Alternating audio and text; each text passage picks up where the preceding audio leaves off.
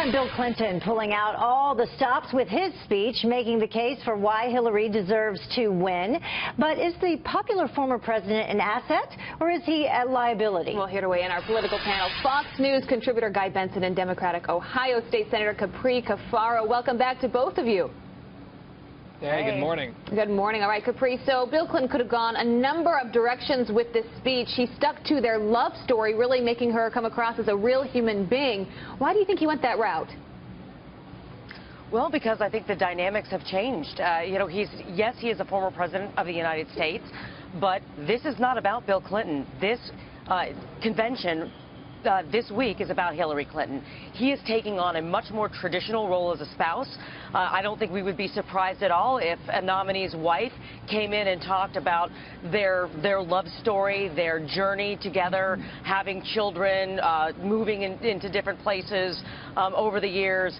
And that's what Bill Clinton was doing. He's not only humanizing Hillary Clinton, but he's also taking on a new role, not just as a former president of the United States, but as the spouse of the nominee for the Democratic Party for the President of the United States. Yeah, but Guy, he was very careful to make sure he did mention, yes, he was President of the United States at one point when he compared Trump to Hillary Clinton, and I think we have that sound for people.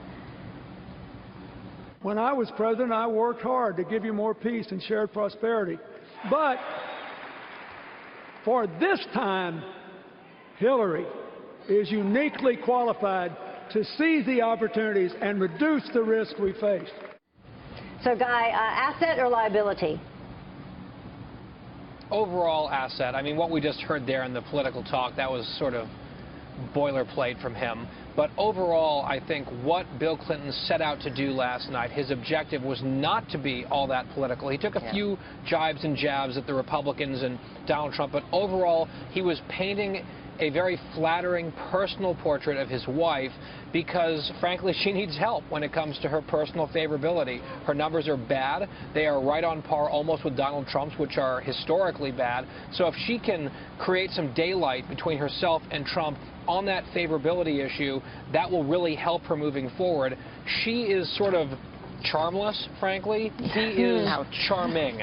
And so the charming Bill Clinton came out to tell this story about them as a couple, and I think that that was his design, to put that human face on her that people don't always think about. That's a great point. Well, Capri, all the while you have these emails coming out from WikiLeaks, hacked emails, most recently show what Democrats think Hispanics want and how they're going to get it.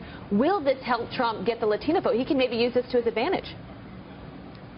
I really don't think so. While this WikiLeaks of the emails for the Democratic National Committee are certainly, poor optics for the party on a whole number of levels, obviously, leading to the departure of Debbie Wasserman Schultz as the chair and everything else.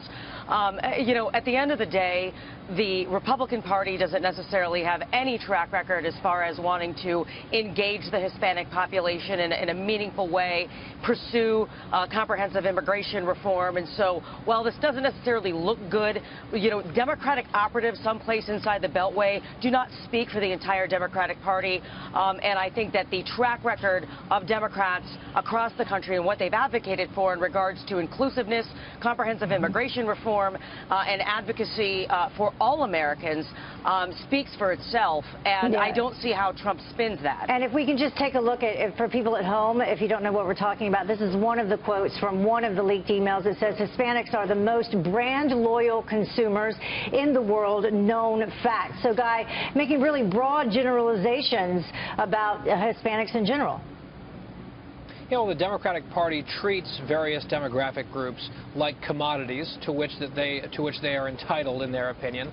And talking about Hispanics like that, I think, is probably a little bit eye-opening, hopefully, to some voters. Ultimately, though, a flap about what was in some high-paid consultant's email within the DNC server that was hacked, I don't think that that necessarily moves a lot of votes. And especially if you're Donald Trump, he has shot himself in the foot with Hispanic voters over and over again, with probably the worst example being the whole controversy over the judge from Indiana, Judge Curio, presiding over the fraud trial.